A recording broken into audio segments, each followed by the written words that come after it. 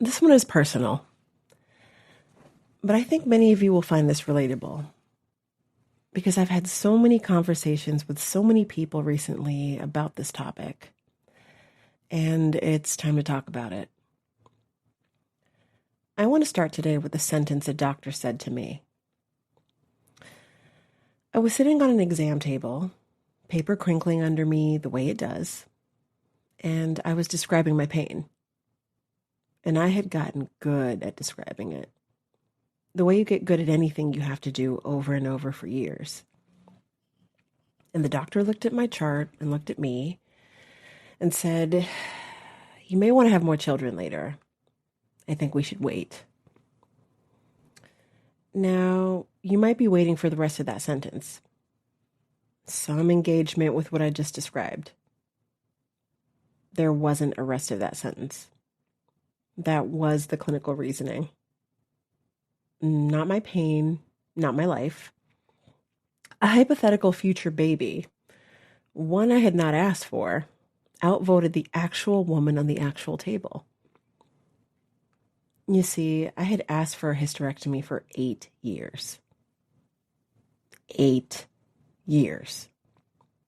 And for 8 years, I was told in a dozen polite variations to wait.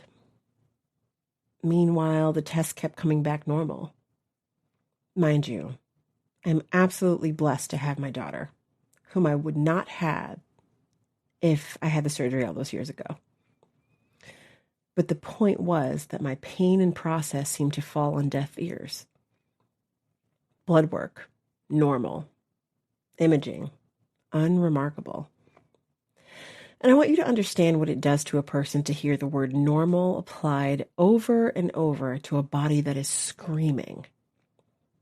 Because at some point, I was walking with a stick. I could barely function. I was raising my kids and holding down my job. And I've talked about this before on the show about surviving abuse. I was doing all of it inside a relationship that was hurting me too. So I was being told at home that my perceptions couldn't be trusted. And then I would go to a medical office to be told, with the lab results as evidence, that my perceptions couldn't be trusted there either. The tests were normal. I wasn't. And it took nearly a decade for medicine to be curious about that gap. I suffered every single night. Crying, pleading to invisible doctors, trying to keep it together, researching the best heating pads, taking stock in Tylenol. I just wanted to know what was wrong with me. When someone finally listened, when I finally got the hysterectomy, I got a diagnosis to go with it. Adenomyosis. A condition I then had to educate myself about after the fact, learning how much damage it had been quietly doing all along. Here's the bitter joke of it. Adenomyosis often can't be definitively confirmed until a pathologist examines the uterus after it's removed.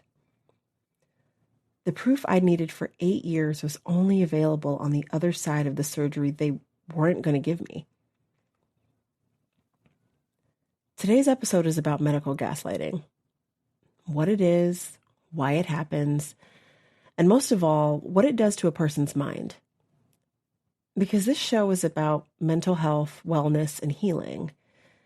And I'm here to tell you, being medically dismissed is not just a healthcare problem. It's a psychological injury. It changed how I trusted my own body, my own memory, my own sanity. And I know from your messages that many of you are living some version of this right now. So today, I'm not just your host. I'm testimony. And I'm also standing up for all of those who share their pains with me in desperation, as cries for help, and for those just needing a listening ear and a little support. You're listening to Rooted and Rising. I'm Dr. Carmela Maxell. Let's get into it.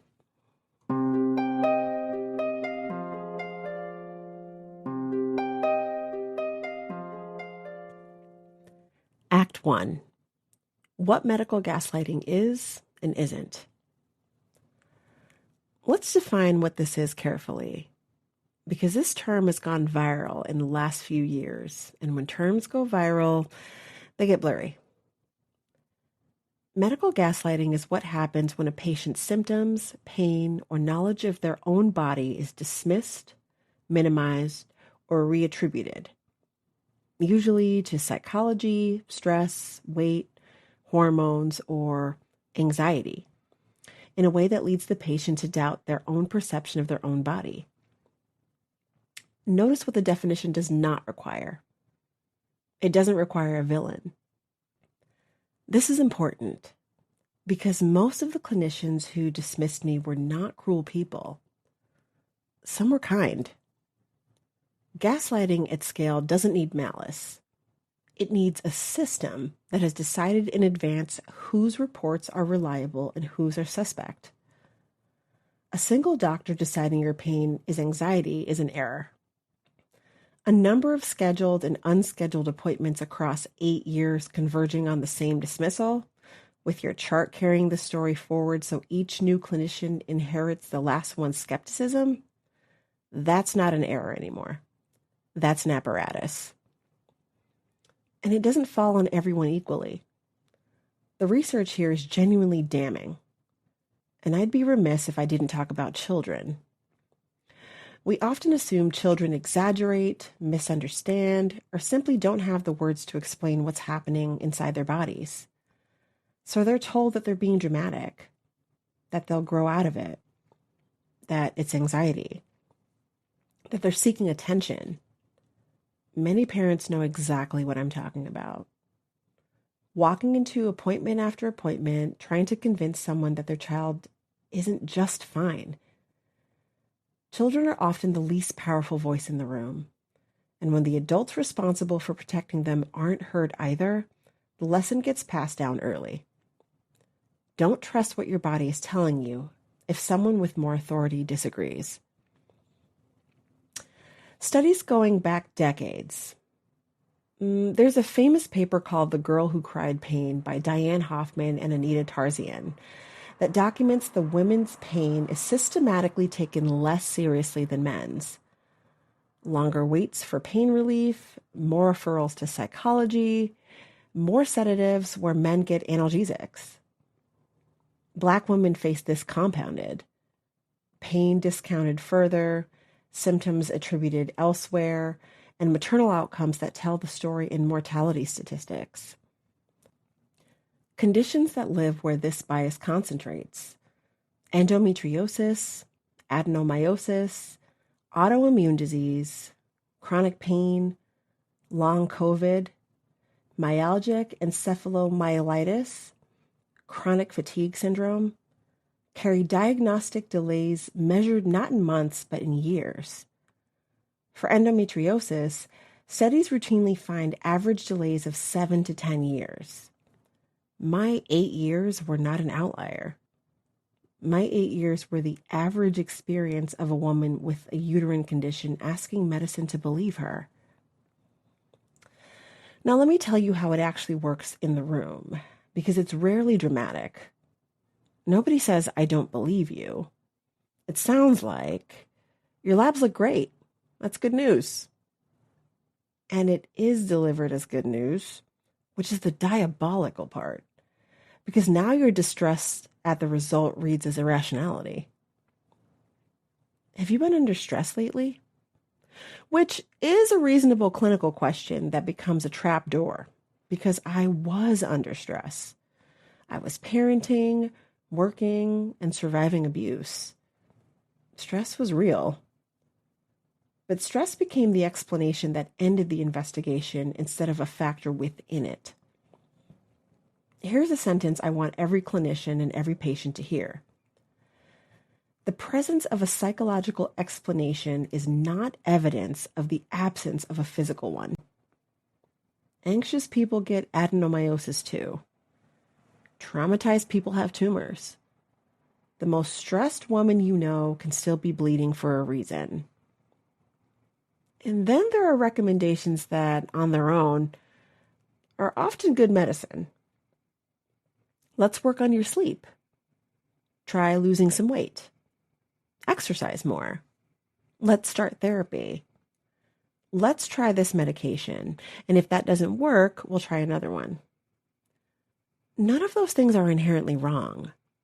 In fact, better sleep, movement, nutrition, therapy, and the right medications can be life-changing. I've recommended many of those things to my own clients. Many excellent physicians recommend them because they genuinely help people. The problem isn't that these interventions exist. The problem is when they become the entire conversation. When every appointment becomes another experiment, while the underlying question, why is this happening, slowly fades into the background. After a while, you begin to feel less like a patient being understood and more like a protocol being tested. One medication after another diet, another supplement, another lifestyle adjustment, another few months to see what happens. You start wondering whether you're healing or simply participating in a series of educated guesses. And I want to be very careful here, because I don't want this episode to become an indictment of medicine or physicians. It isn't. Some of the most compassionate, curious people I have ever met wear white coats. There are doctors who listen deeply, who admit uncertainty, who partner with their patients, and who keep searching when the answer doesn't fit. Those clinicians save lives, not just because of what they know, but because they stay curious. This episode is about what happens when curiosity disappears, when let's try this quietly replaces let's find out why. Let's give it a few more months. The deferral that has no memory. Every appointment, a fresh few months. Nobody adding them up. I was adding them up. And mine, the one I opened with, you may want more children later. I want to sit with this one because it's its own category. That sentence wasn't disbelief of my symptoms exactly. It was something arguably stranger. My symptoms were weighed against a hypothetical person's hypothetical existence, and the hypothetical person won. My uterus was being managed as a public resource with a waiting list. And underneath it is an assumption so old it doesn't know it's an assumption.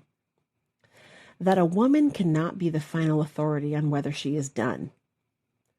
That certainty itself in a woman is a symptom to be waited out. 8 years of wait. Let me tell you what was happening while we waited.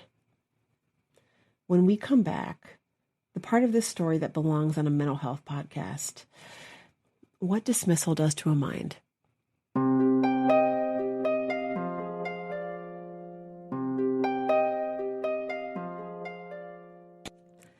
Act 2.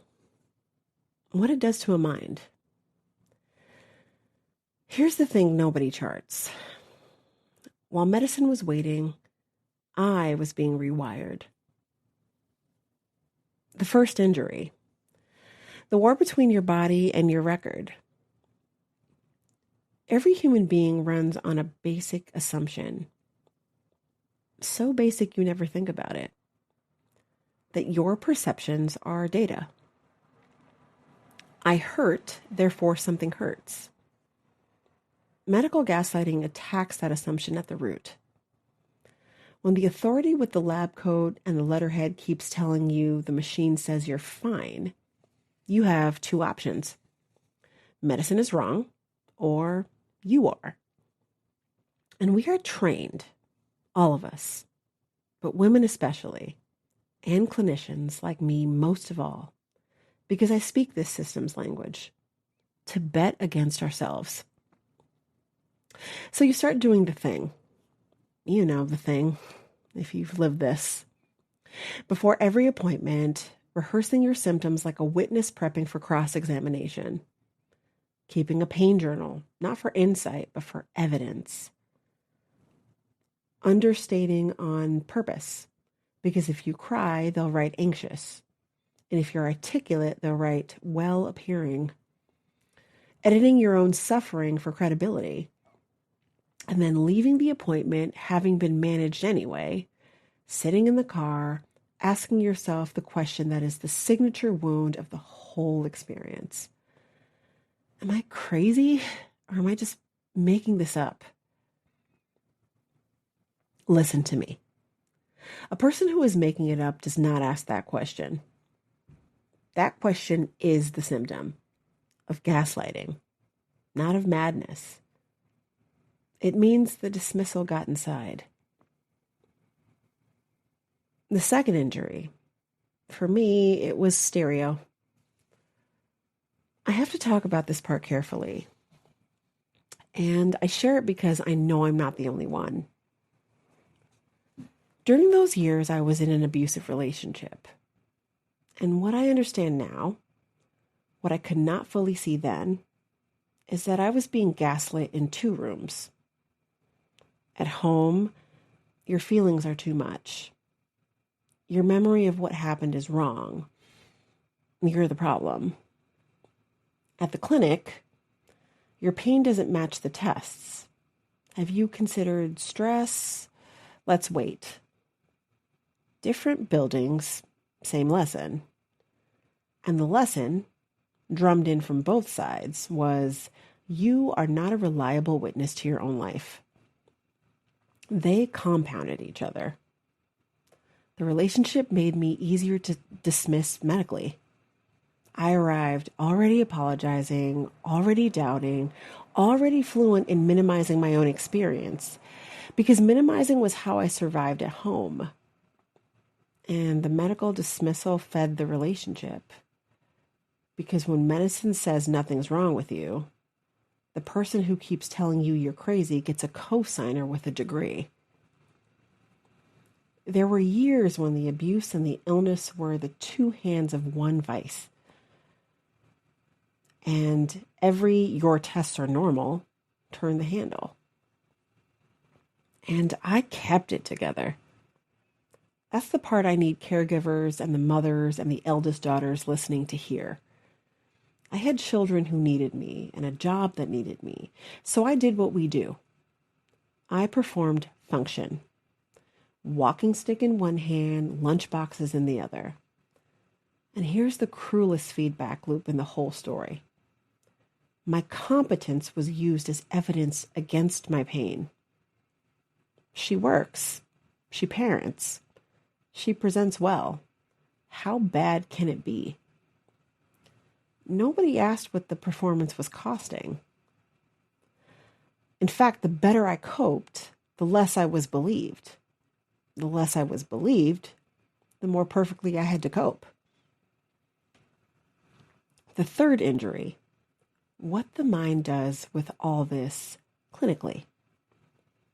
Let me put my clinician hat on next to my patient hat, because this is where your stories and mine converge into a pattern with names.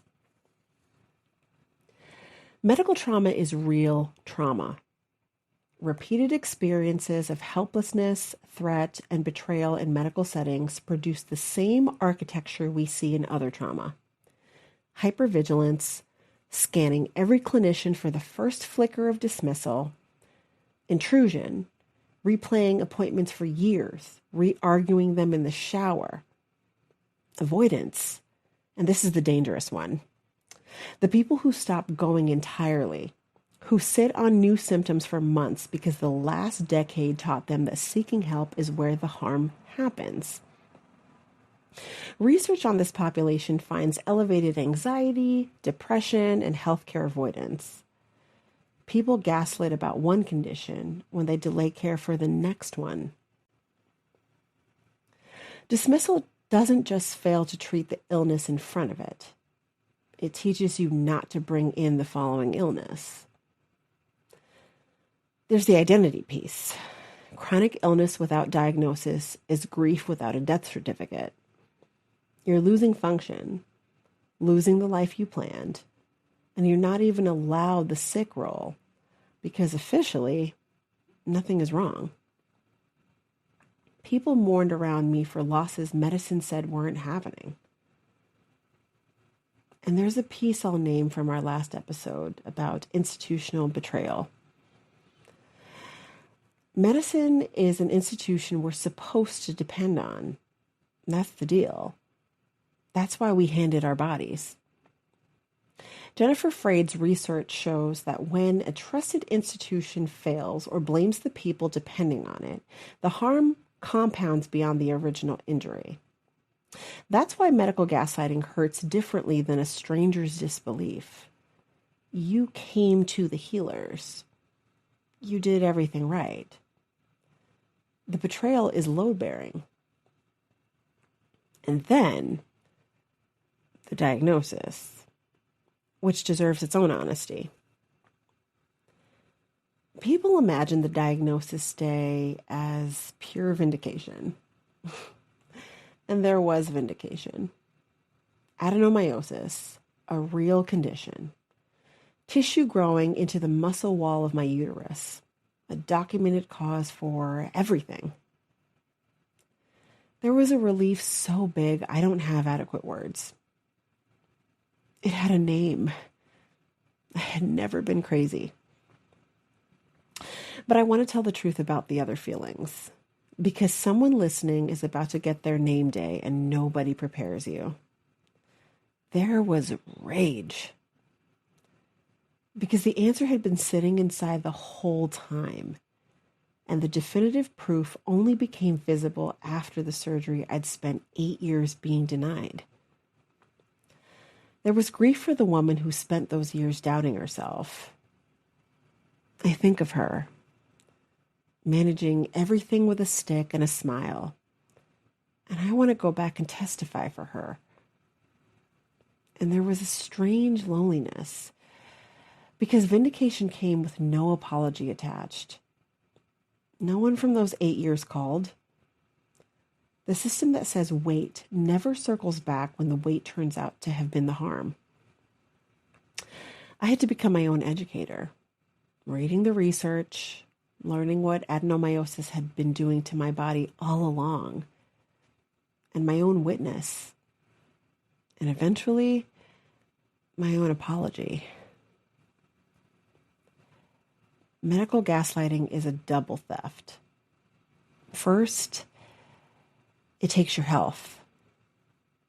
And then it takes your certainty that you ever knew anything about your health at all. And healing means stealing the second thing back.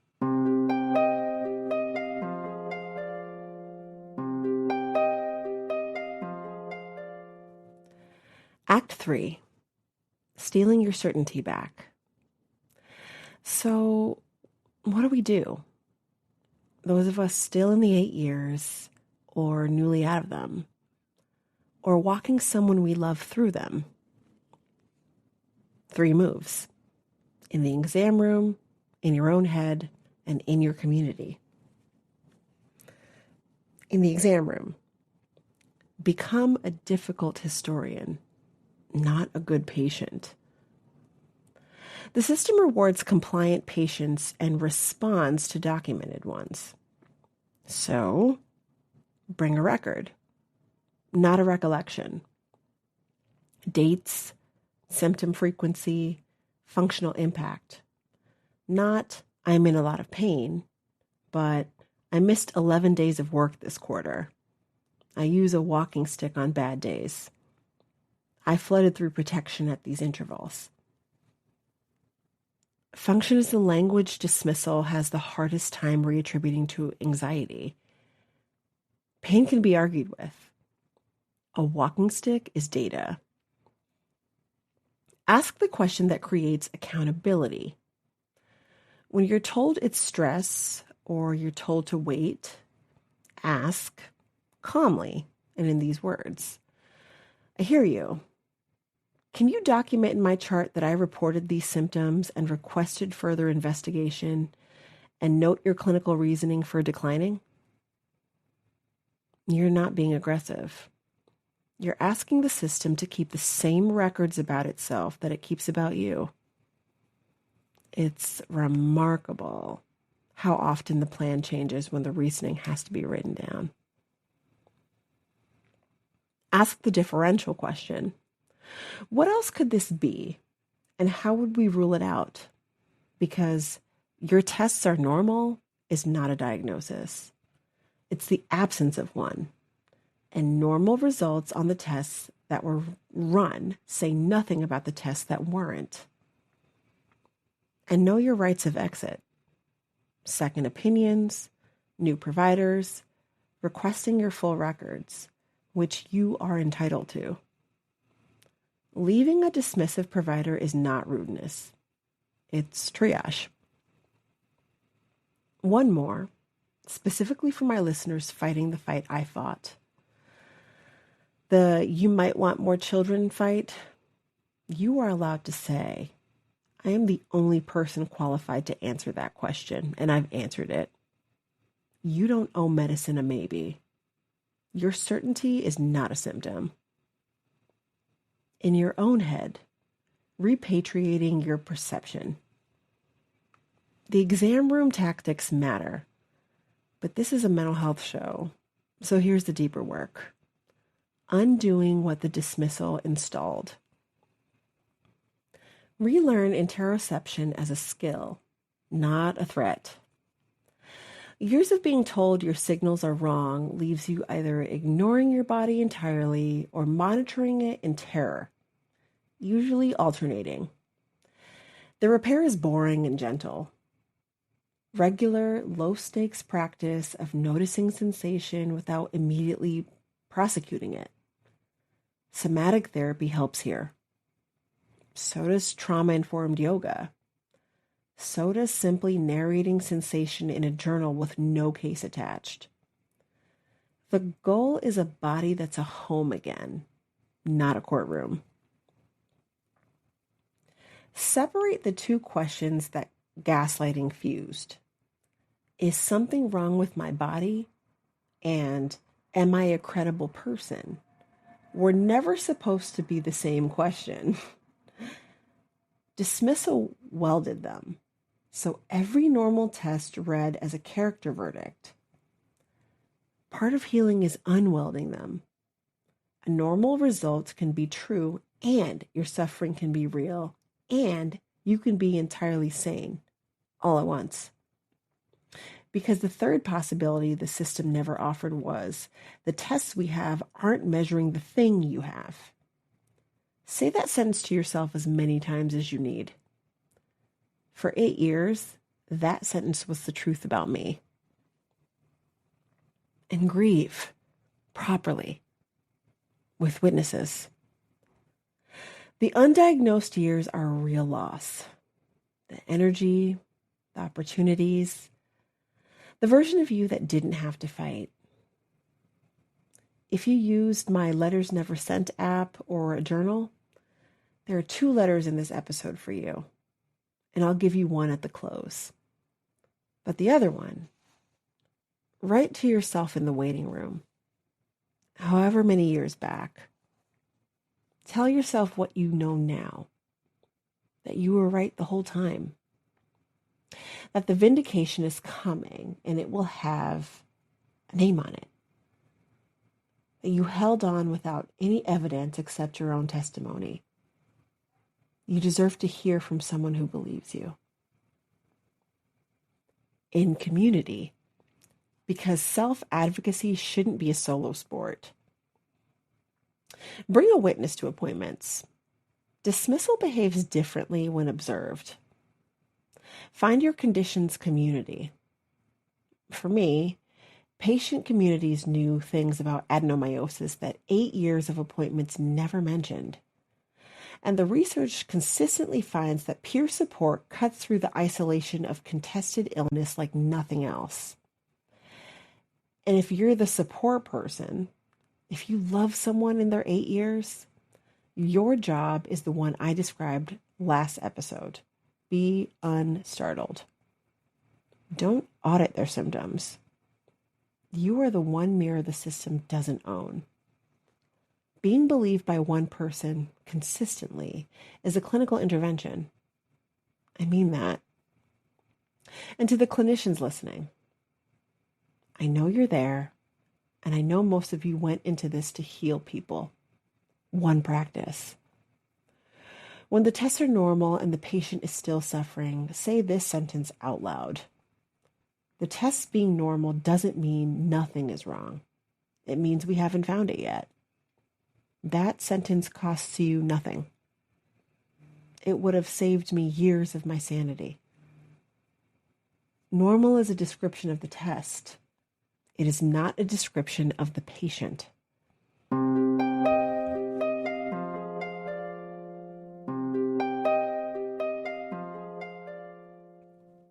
The second letter. I said there were 2 letters in this episode. Here's the second one. It's mine. A while after my surgery, after the pathology came back, after adenomyosis was finally written somewhere official, I found myself composing something in my head.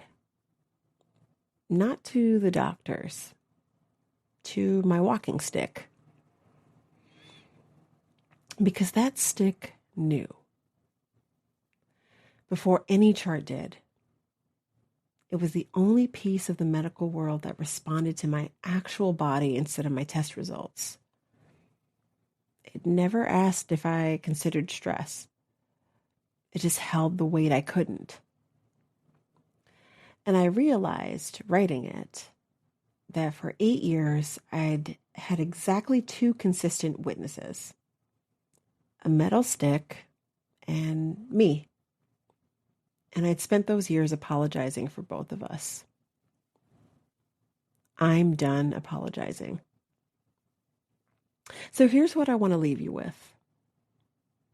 If you're in your 8 years right now, if you're rehearsing symptoms in the car, if you're understanding on purpose, if you've asked the dashboard, am I crazy, on the drive home, I'm reaching through this microphone to tell you what no one told me.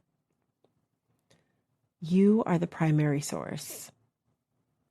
Everything else, the labs, the imaging, the chart, is secondary literature. Useful, imperfect, incomplete. But you are the text itself. And no normal result anywhere in the world outranks the text. Do me a favor. Do this little exercise this week. Something validating and compelling to jumpstart this healing process that your body and mind are crying for. Write a letter to your body. The one you've been fighting with, doubting, prosecuting, apologizing for. Not a truce letter. You don't have to be ready for that. Just an acknowledgement. You were telling the truth. I'm sorry I was taught to doubt you. I'm learning to listen again. You will never send it. Your body doesn't have an address. But it's listening. It always was. It was the only one who never stopped testifying. If today's conversation resonated with you, I hope you'll help us keep it going. Follow Rooted and Rising wherever you listen to podcasts. Subscribe so you never miss a new episode every Tuesday. And if this episode meant something to you, please consider leaving a rating and review. It may seem like a small gesture, but it helps more people find these conversations when they need them the most. If someone came to mind while you were listening, someone who's been told the tests were normal, someone who's been made to question their own reality, or someone who's simply waiting to be heard, please share this episode with them. Sometimes believing someone is the first step towards healing. Resources for medical self-advocacy and patient rights are in the show notes. If today's episode stirred up more than it settled, especially around the abuse I mentioned, please reach for support. Those resources are there too. You can also connect with me at http://carmelamaxell.com, where you'll find my podcast, my writing, resources, and more information about my work.